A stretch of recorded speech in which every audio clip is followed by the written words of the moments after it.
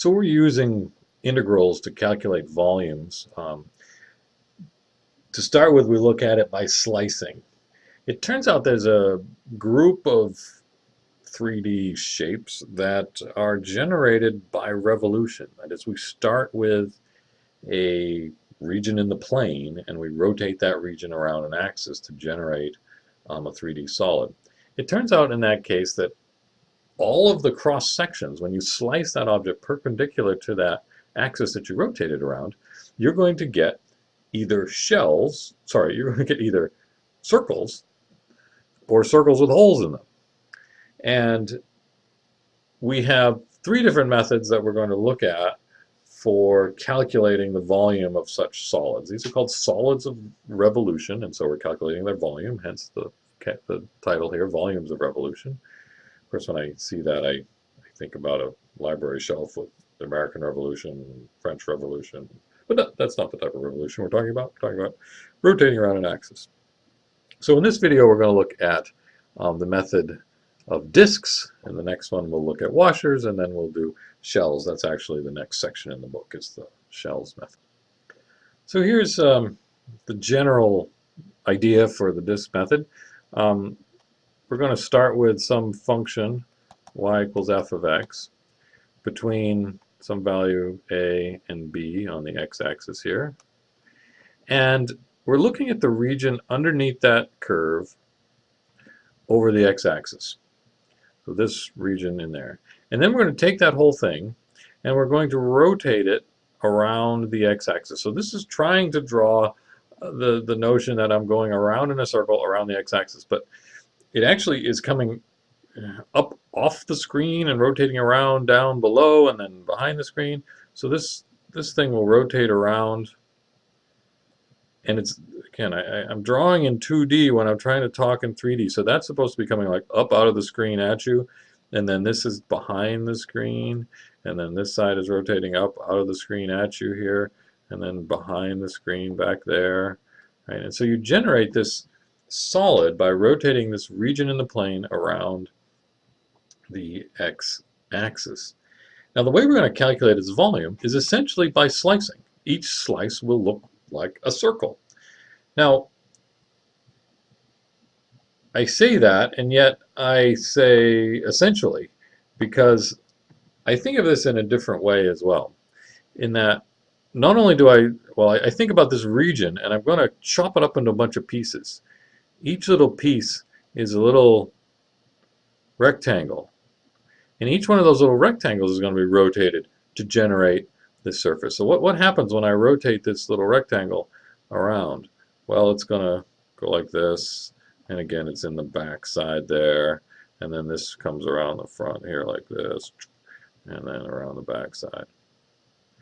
And so what you get is what's called a disk. It's a circle when you look at the face of it, but it's got a little bit of thickness, right? Now, how much thickness does it have? Well, that thickness is a little bit in the x direction. You could call it a delta x if you want, or on the very small, you could call it a dx.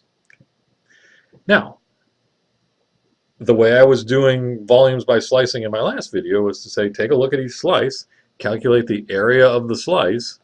That may be a function of x, because you may have bigger slices or smaller slices.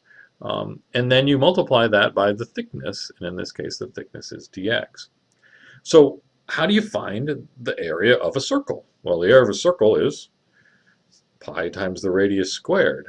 Well, the radius of each circle is the distance from the axis up to where the function is. Now, of course, that's going to be different for each value of x. So the area is indeed a function of x. Here, the area function is going to be pi times the radius squared. Well, the radius is this vertical length here, so it's the y value up here minus the y value down there. Well, the y value down here is 0, so it's just the y value at the top. Well, y is f of x, so this is f of x squared, pi times the radius squared. So I'm going to calculate the volume by adding up all of these areas, pi times f of x squared. Each one of those areas I multiply by a little thickness to make it a little bit of volume, and I add up all those bits of volume for every value of x that I'm interested in. Well, I'm interested in from the left-hand side to the right-hand side. So from A to B, and that would be my volume. This is the formula for what we call the disk method. Every one of my slices is a disk. It's a circle with a little bit of thickness. Okay. So here's an example. Let's do the example in blue. I want to look at, in this case, just one bump of the sine curve. I know that starts at 0, ends at pi. Okay. And I want to look at this region, and I want to rotate it around the x-axis. I actually have an animation of that here. So what I have here is the graph of y equals sine x from 0 to pi. And what I want to do is I want to rotate it around the x-axis. Now it's going to come right out of the screen. It's going to go back in again. When I grab this slider up here and slide it, it actually creates this thing. Now it's not necessarily easy to see that what I did was just rotation. Maybe I was just filling it in. But let me change the point of view here so you can see it. Say you're looking down, a little bit down the x-axis. So now when I do that, you can see it rotate around and then come back up on the other side. And you're generating this solid here. You're generating this solid.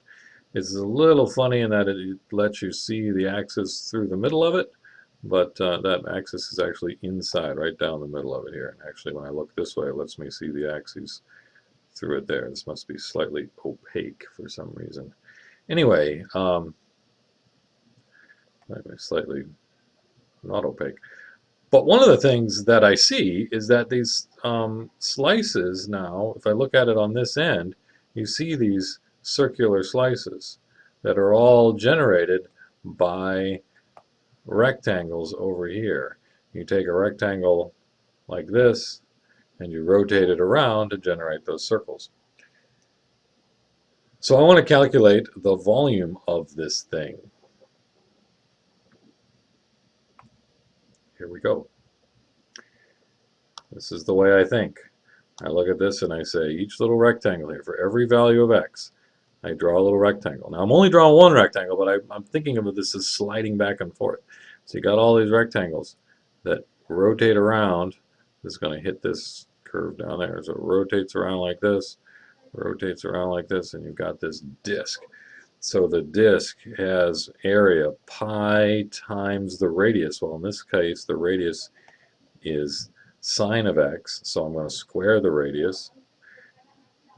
Pi times the radius squared times a little bit of thickness to make that a volume, and then add up all those volumes from the start here at 0 to the end there at pi. This should be the volume. And if I get out my handy-dandy calculator, I can find out how much that actually is, which is pi squared divided by 2. Actually, my calculator told me that it was 4.9348.